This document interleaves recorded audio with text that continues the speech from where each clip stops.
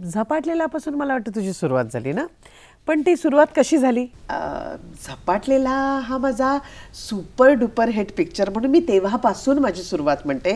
पण माझी ॲक्च्युली सुरुवात तुम्हाला सांगते नाटकापासून झाली. म्हणजे गोवा हिंदू असोसिएशनचं तसं आम्ही सज्जन नाटक होतं.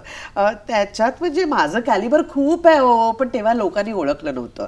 तेव्हा ना मला अगदी 5 वाक्यांचा रोल होता त्या नाटकात. तुम्हाला सांगते मी अगदी 5 वाक्य बोलायचं आणि कर्टन पडायचा. अशा टाळ्या शिट्ट्या वगैरे यायच्या.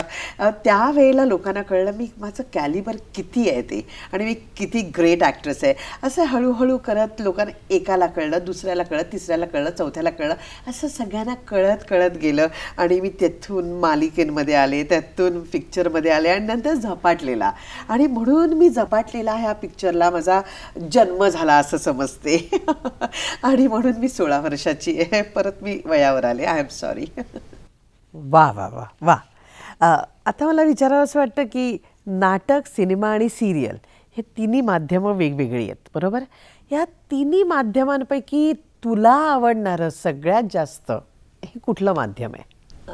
मला नाटक मला प्रचंड आवडतं. तुम्हाला सांगते नाटकात काय असतं की एक तुम्हाला जो रिस्पॉन्स मिळतो प्रेक्षकांचा तो असा समोरून तुम्हाला एक बूस्टिंग मिळतं, एक एनकरेजमेंट मिळतं, एक प्रेक्षकांचं प्रोत्साहन, प्रेम जे त्यांच्या डोळ्यात दिसतं हे आपल्याला समोरून दिसतं. तसं सिरियल किंवा फिल्मच्या माध्यमातून आपण बघितलं तर ते आपल्याला हळूहळू कालांतराने कळतं की ते टेलिकास्ट झाल्यावर सिरियल किंवा पिक्चर रिलीज झाल्यावर आपल्याला ते आपल्यापर्यंत पोचतं. पण नाटकाचं माध्यम असं आहे ते फार जवळचं माध्यम आहे, त्यामुळे मला ते खूप आवडतं.